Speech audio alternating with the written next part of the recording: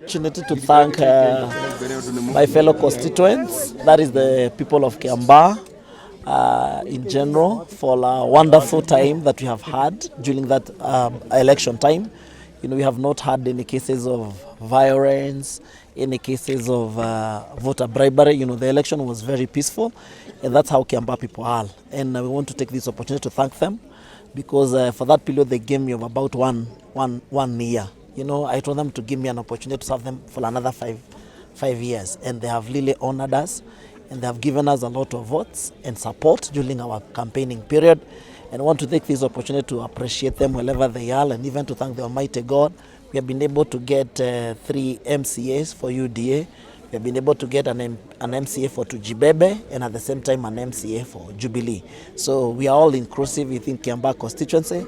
It has been a wonderful time, and we are promising with my fellow readers from Kiambaa constituency that now it's a period now to serve them by our competitors.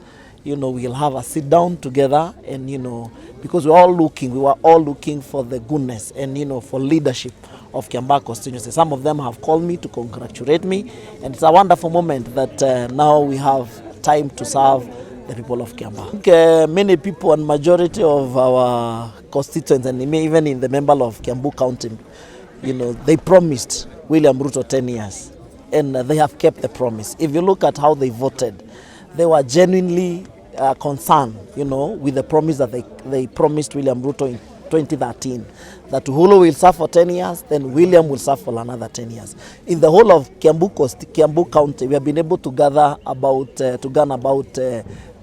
11 seats. You know, we have just lost 1 seat. And it was a very good numbers. If you look at the numbers, even the numbers of the MCAs you have been able to get within Kiambu County, it's a good number. So it is actually them honoring what they promised in 2013. And therefore, we want to thank them wherever they are. They have really honored William Ruto. They have shown that they can keep their word. They promise, and they have delivered their promise to William Samoei Ruto. Actually, it is evidence when you look at the members of county assembly who have been elected. You know, they were able to elect individuals because of their performance, and also because of, you know, their participation in the public or in the community work. So we have a duty, that's what I'm saying, that we have to bring all the leaders together. We have to make sure that everybody who normally vote within Kiambaa constituency has a right of any government project or any resource that's supposed to come to Kiambaa constituency. That's what we've been doing for the last one year. And I also want to encourage our MCAs. We'll have a caucus, we'll have a sit down. We try to analyze in terms of development how we are going to work within Kiambaa constituency. Even if we have a Jubilee MCA and Tujibebe MCA now, we are all leaders for Kiambaa constituency. So it's not a matter of UDA and Jubilee and Tujibebe. We have to bring all the leaders together so that we work for our people, because they have you know, elected us, so that we can serve them for the next 5 years. It's not about myself. It has nothing to do with personal interest. It has everything to do with the community and the public interest. So we have a duty and a responsibility to bring people together. When you look at the Supreme Court judgment, it's talking about CDF 2013 Act. Currently, what we are using is NGCDF 2015 Act. So it's already overtaken by event, because that was 2013. That's what they are saying, it was unconstitutional. And when the Parliament realized that the CDF was unconstitutional, they enacted another act in 2015, which we are using currently. So we are not using CDF, we are using NGCDF. So we'll still have some interpretation and go back to Parliament, probably, because some of things that we have been able to do, we have been able to do them because of the CDF. It's devolved function of the national government. So therefore, I think it is something that we cannot afford to lose, because some of the schools we have been able to construct is through the CDF.